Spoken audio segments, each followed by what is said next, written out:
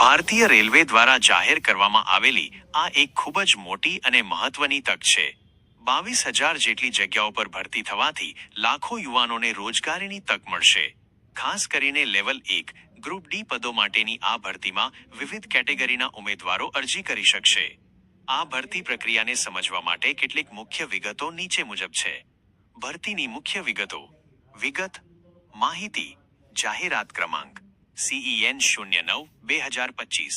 કુલ જગ્યાઓ 22,000. પદનું નામ. Level 1 પોઇન્ટ્સમેન, track maintainer assistant વગેરે. વિભાગો એન્જિનિયરિંગ, ઇલેક્ટ્રિકલ, મિકેનિકલ અને SM%T. મહત્વના પદો અને જવાબદારીઓ. Track maintainer grade IV, railway ટ્રેકની જાળવણી અને સુરક્ષા માટે જવાબદાર. પોઇન્ટ્સમેન ટ્રેનોના સુરક્ષિત સંચાલન અને શન્ટિંગ પ્રક્રિયામાં મદદરૂપ.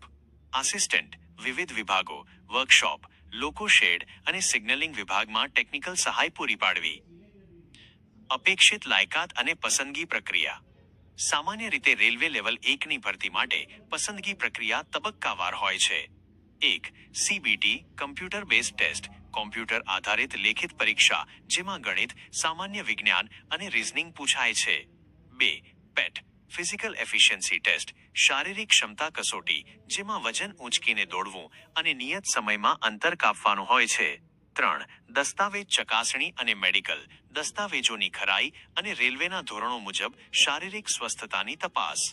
નોંધ: ઉમેદવારોએ શૈક્ષણિક લાયકાત, 10મું પાસ કે ITI અને વયમર્યાદાની ચોક્કસ વિગતો માટે RRBની સત્તાવાર વેબસાઇટ પર મૂકવામાં આવનાર વિગતવાર નોટિફિકેશન ખાસ વાંચવું જોઈએ.